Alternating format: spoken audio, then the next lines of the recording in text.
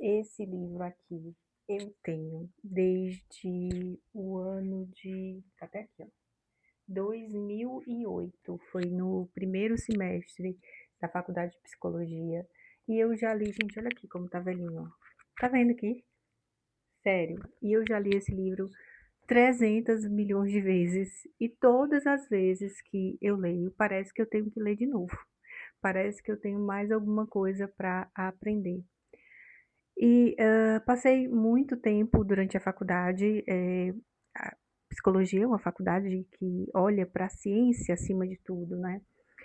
E O Poder do Agora, que foi escrito pelo Eckhart Tolle, né? Tem uma pegada muito de autoajuda e psicologia e autoajuda, ciência é uma coisa que meio que não combina tanto. Então, eu vi muitas abordagens dentro da psicologia que tinham um viés um pouco diferente, que eram viés como o da psicanálise, né, que tratava a ideia de que o sujeito tinha que olhar lá para o seu passado, para a sua história de infância, e de que os traumas e problemas geravam, né, transtornos emocionais, mas não tinha nenhuma abordagem que 100% considerava essas filosofias que têm um dedinho mais na espiritualidade, principalmente do ponto de vista budista, né? Como é o caso desse livro de autoajuda do Tolle, que acaba trazendo conceitos como ego e consciência, que advém um pouco desse viés.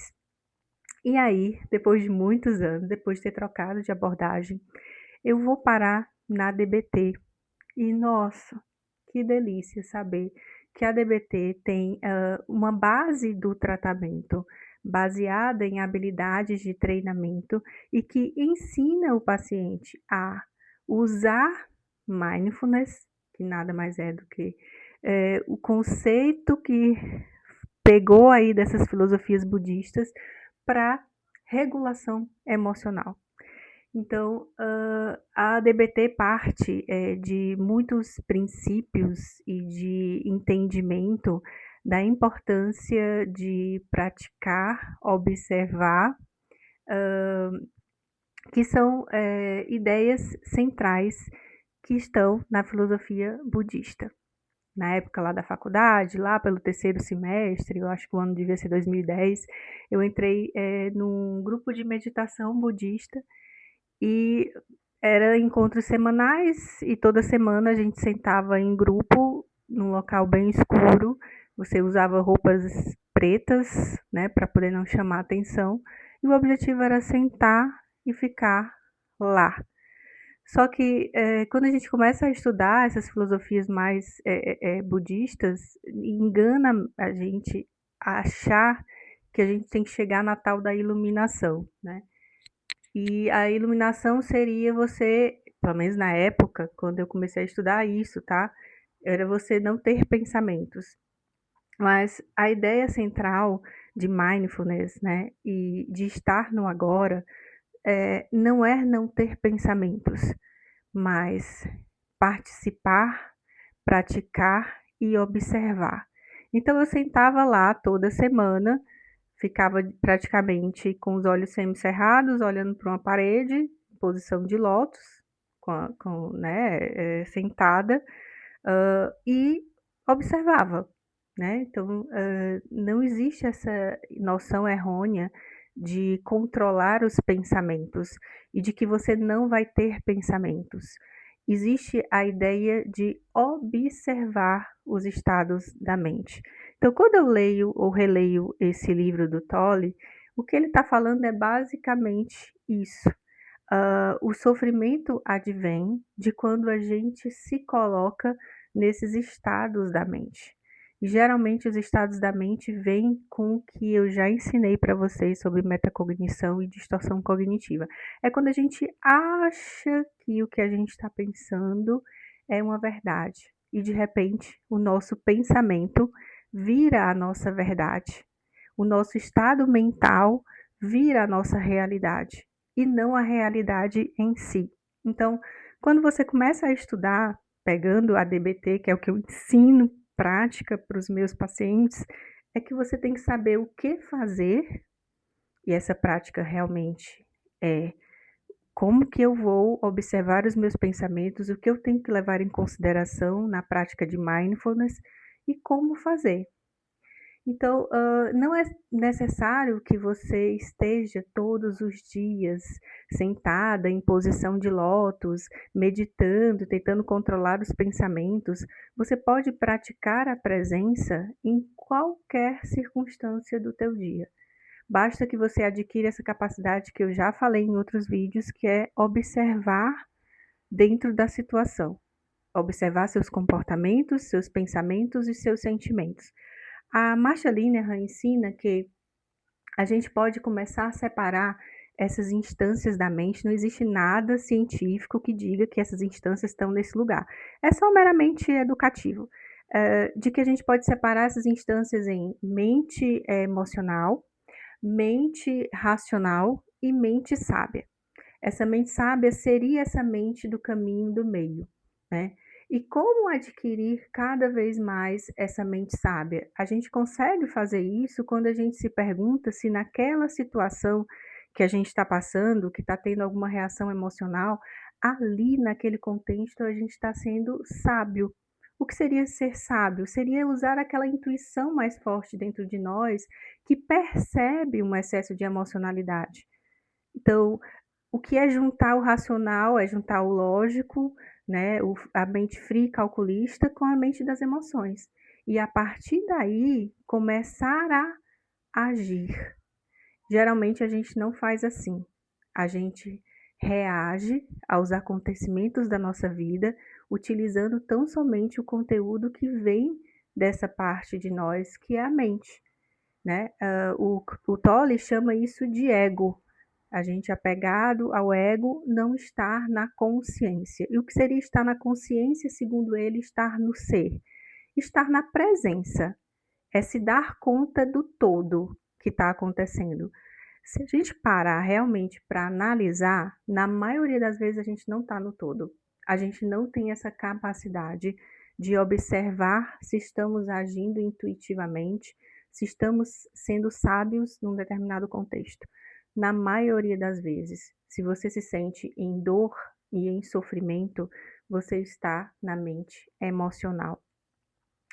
E uma das técnicas que a Marcia utiliza dentro da DBT é quando está diante de um conflito, de uma situação em que a primeira coisa que você consegue enxergar é só a sua emoção, uma raiva, uma angústia, uma tristeza, um desespero, é se perguntar: isso aqui, por que está acontecendo? O que está acontecendo?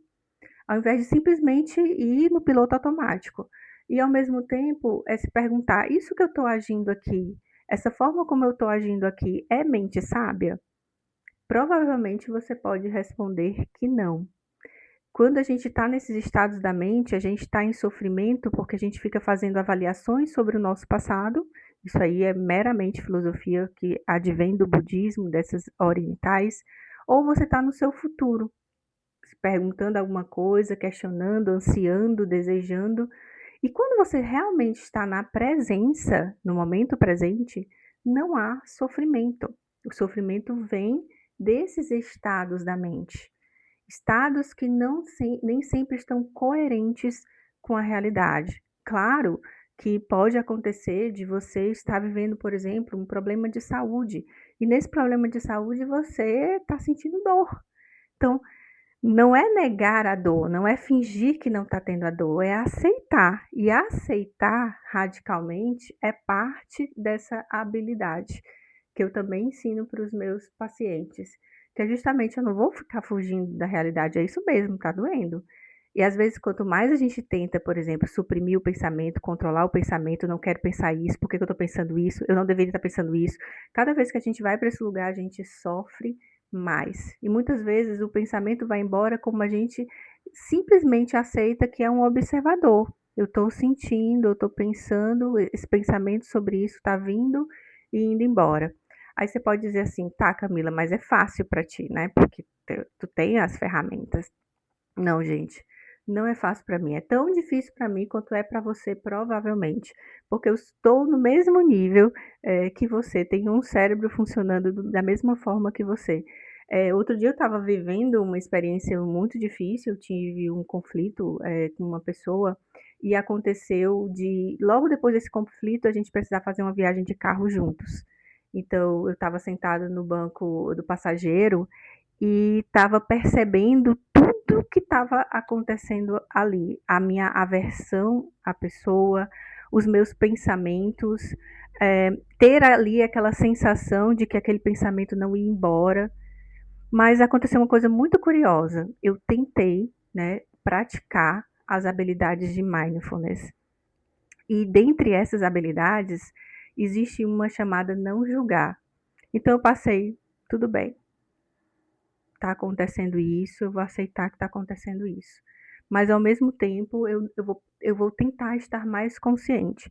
Então eu lembro que fiquei sentada no banco do passageiro, observando as minhas mãos.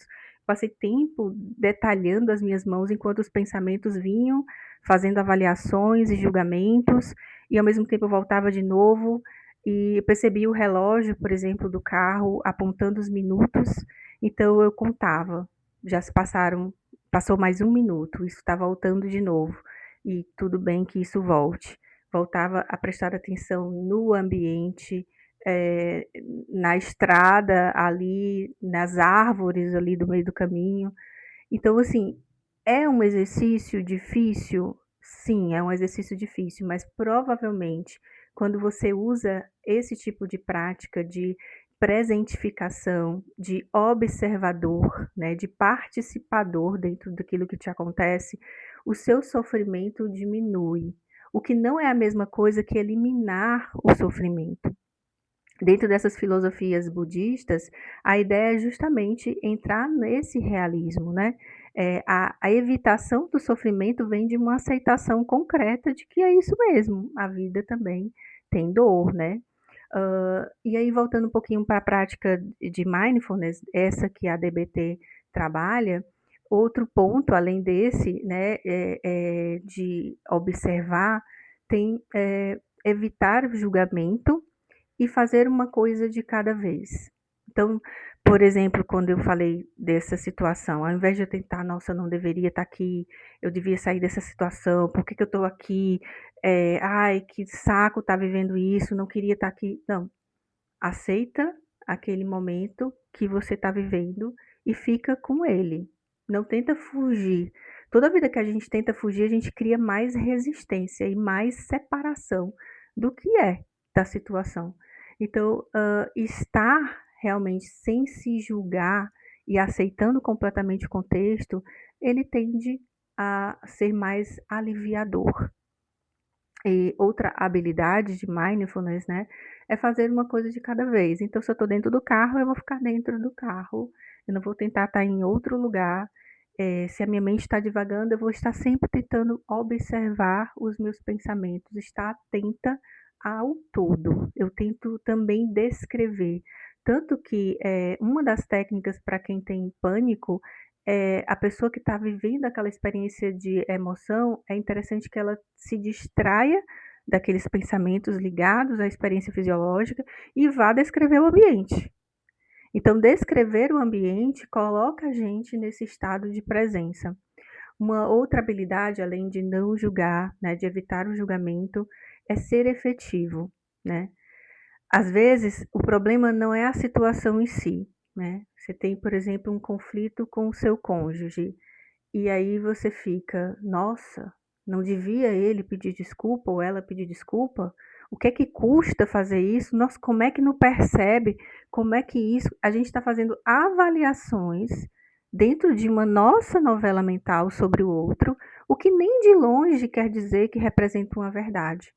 E a gente fica sofrendo não em decorrência da situação em si, mas dos nossos pensamentos. Então, uma coisa bacana para fazer é ser efetivo. Tá, se eu tirar isso aqui que eu tô trazendo, o que que fica no contexto? E aí o que fica no contexto são resoluções de problema, que tá, essa pessoa, eu estou pensando isso, mas isso aqui é meu, eu não tenho como controlar essa pessoa, o que ela está sentindo, isso é meu. Mas o que é que eu posso fazer já que isso está me causando algum tipo de dor? O que é que pode ser efetivo aqui? Às vezes sei lá, afastar-se dessa pessoa, romper uma relação, ou então aceitar aquela pessoa do jeito que ela é, naquele contexto. De alguma maneira a gente vai parar na efetividade, que é a solução do problema. Então o problema ele tem solução, mas exige que a gente saia dessa casinha necessariamente do que a gente está vivendo mentalmente e vá para uma ação. E é se perguntar, mas isso aqui que eu estou pensando é efetivo? Eu estou realmente no cerne de resolver a questão ou eu estou vivendo pelo meu barulhinho interno do que eu estou realmente pensando? É realmente a situação? É assim que se resolve a situação? Como que eu posso resolver diante do que eu estou pensando? É. Então, o não julgamento, a ideia de ser efetivo, e tem uma outra habilidade que eu gosto muito, além dessa, fazer uma coisa de cada vez. Procurar realmente se centrar nesse momento presente. Está havendo algum tipo de sofrimento aqui e agora? Eu estou em sofrimento nesse momento? Ou o que está acontecendo é que eu estou pensando na situação e é isso que está me trazendo sofrimento? Será se eu estou tendo algum tipo de ideia catastrófica de algo nessa experiência e não a experiência em si? Então, assim, eu não estou dizendo, gente, que é um treino fácil, tanto é que eu falei do livro do Tolle, eu já li 300 vezes e sempre tem uma coisa nova para reler, mas quanto mais a gente pratica, porque sim, é uma prática, mindfulness é uma prática, usar a mente sábia, observar as situações e descrever as situações sem que a gente faça julgamento, é prática. E é possível reduzir o sofrimento, que muitas vezes vem muito mais desse movimento mental do que da própria realidade em si. E me fala, você já tinha ouvido falar sobre mindfulness, né? Sobre essas práticas, dessas habilidades? Você já tinha tomado consciência disso que a gente está conversando, de que na maioria das vezes a gente está no passado ou está no futuro e por isso acaba sofrendo muito mais? Eu sei que isso tem um forte viés filosófico e às vezes até religioso, mas a ciência está aí para provar. Essas abordagens psicológicas utilizam desses recursos e tem resultado. Então, não é à toa que mindfulness, né, é uma prática que está relacionada à ciência e que traz muitas melhoras do ponto de vista da saúde mental. Então, eu queria fazer um fechamento desse estudo que veio daquele vídeo que eu trouxe para vocês sobre saúde emocional, e o autor do livro trazia bastante essa noção de uma das formas, né, da gente ter saúde emocional é viver mais no presente. E, gente, viver no presente não é essa idealização que eu tinha lá quando eu comecei a meditar. Nossa, eu vou silenciar os meus pensamentos, eu não vou ter mais esses pensamentos. Não.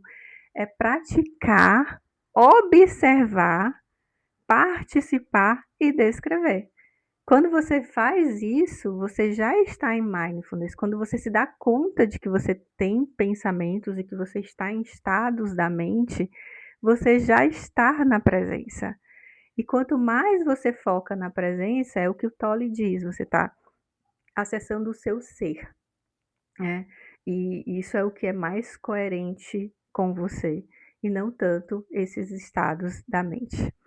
Bom, espero que vocês estejam gostando desses vídeos. Eu gostaria muito que alguém mandasse uma mensagem me dando um ok, um joinha em relação aos vídeos. Eu quero muito melhorar isso aqui, que é esse microfone chatíssimo, que não funciona tão bem como eu estava esperando quando eu comprei Xing Ling na Shopee. Mas nos próximos vídeos, se vocês me ajudarem a fazer esse canal crescer, eu prometo que eu vou comprar um microfonezinho bem bacana para produzir mais conteúdos para vocês. Eu estou mesclando conteúdos em relação a relacionamentos, que também é uma demanda que eu recebo muito na clínica, e assim como esses relacionados a controle da mente, trabalho mental, habilidades, que são as coisas que eu realmente utilizo com os meus pacientes. E eu queria muito que vocês me sugerissem ideias, né, de vídeos, né, de assuntos, de temas para a gente conversar aqui. Me sinto super bem fazendo esses vídeos e quero muito continuar, né, fazendo esse espaço crescer de alguma maneira. Então, que assuntos mais interessa você, né, que está vendo, né, está assistindo os meus vídeos, para que eu possa produzir mais conteúdos nos temas e assuntos que interessem vocês. E é isso, ficamos por aqui e eu te vejo no próximo vídeo. Até!